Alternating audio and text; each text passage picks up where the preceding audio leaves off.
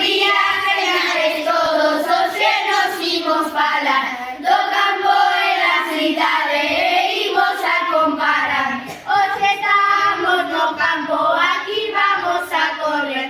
Se estiveses na cidade, un atasco ías ter. Na cidade hai uns tendas nas que podemos comprar moita roupa e zapatos pola rúa principal. Na cidade hai moita industria, solta contaminación.